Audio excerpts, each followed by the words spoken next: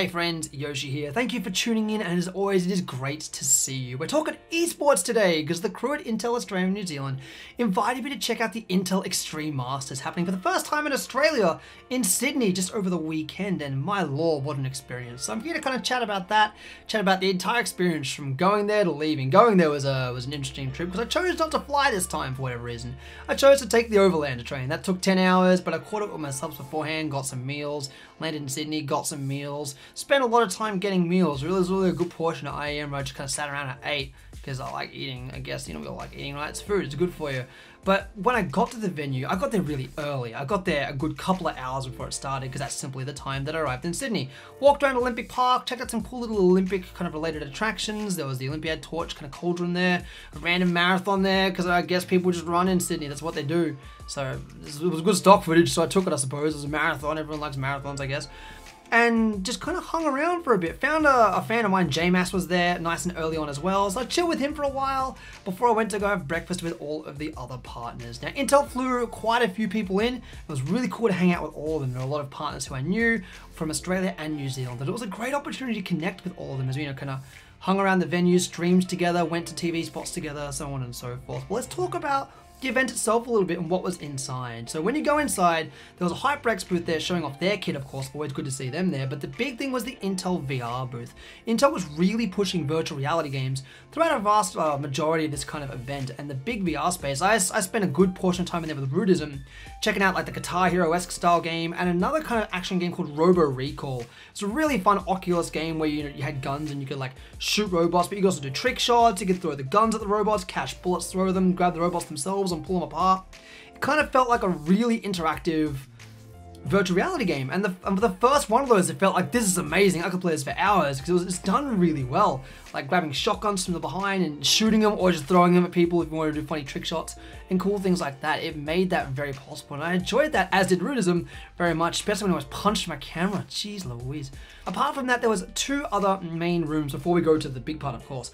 The top room was the Expo Hall, so there were a variety of different PC partners there showing off their wares. So Alienware was there showing off some laptops. There was another VR space there. Lenovo were there showing off their Cube and their desktop and their curved monitor.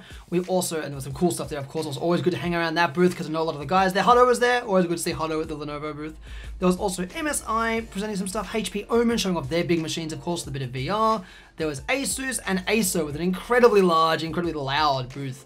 Additionally, in that area, that's where you could get player signatures. So people like, of course, the Chiefs and other Australian teams were there, but it was also a good chance, and in many cases, the first chance for us from Australia and New Zealand, because people came from New Zealand, including Intel partners, to meet people like FaZe Clan and SK Gaming and all the other big teams that were there. Really a good chance to kind of meet them.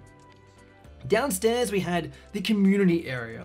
So the community area was an opportunity for you to meet like resellers, so if you were interested in buying parts. So I did a stream, for example, at Scorptech. They had a booth there, played some CSGO, played it rather badly. Also played at MSY, M-Wave, there was a variety of other different partners there as well for reselling. My other main sponsor, Aorus, also had a booth there. Dino was doing some really cool overclocking, as I think it's any excuse for him to do overclocking really, and that was looking really nice and fantastic as well. You also had the ability, if you bought your own PC off one of the resellers there, to build it on the spot. And so there was this little booth that everyone was building machines. And if you build it in an hour, you got a free mouse and keyboards. That's kind of a nice little interactive thing to do there, if you wanted to do that there. And it seemed like it was pretty busy the whole day, mostly sold out. The big streaming booth down there, which is the reason why a lot of us Intel partners were there, was the streaming booth. So all of us who came from Australia and New Zealand all did an hour and a half broadcast at the Intel booth, playing various games. I played bad Overwatch, as one is wanting to do. And then after that, there was the UGameBro kind of podcast just off to the right a little bit. So we sat there with Pez. Pez put a lot of work into making that happen, and Rowie as well on the audio. Or just talking about what we do, talking about the event, talking about games. It was a cool little thing to be a part of, and all of us were a part of it. So those who were watching got a chance to meet a variety of different partners and kind of see what Pez does with his UGameBro podcast, something he's been doing for quite a while now. In that particular room, they also had the side tournaments, for lack of a better term. So we had Rocket League, which I watched quite a bit of, and Smite, which as much as I love, didn't get as much of a chance to watch. But it's always good to see those games getting some focus. There was also a bunch of Paladin setups there as well, for those who want to play Paladins too. They were giving away a bunch of Founders Packs and things like that. The big booth thing, or the big thing to talk about though, I suppose, is the CSGO. That's what we're all there for. It's a massive tournament bringing teams from all over the world to compete for 6-digit figures of prize money. A lot of money. I only got to catch games on the final day because I spent a lot of time eating food and talking to people and bless RNGing for those who asked me to, which was surprisingly a large amount of people. It kind of caught me off guard a little bit. The big final was FaZe versus SK Gaming. So FaZe Clan, I was rooting for them because I know someone from that team. But of course, SK Gaming did a very good effort. I didn't get to catch the whole game, unfortunately, because I had to come back to Melbourne because I caught the train and I booked it too early.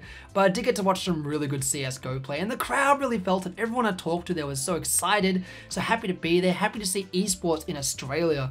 And I hope we see more esports in Australia. I mean, if we see more esports, we'll see more shoeies on Twitch, right? Because I think it was at least 3 shoeies on Twitch that I saw. That was just when I was sitting in there. I'm sure there were way more because LOL Australia, I guess. But again, everyone was very happy to have the Intel Extreme Masters here in Australia, and I can't wait for them to do another one. I mean, it looked like it was sold out, so I can only hope that they come back. A big thanks to Intel for inviting me to the event as well. I really enjoyed it. Hope to be back for the next one and do a little bit more esports streaming as we go. Happy hunting.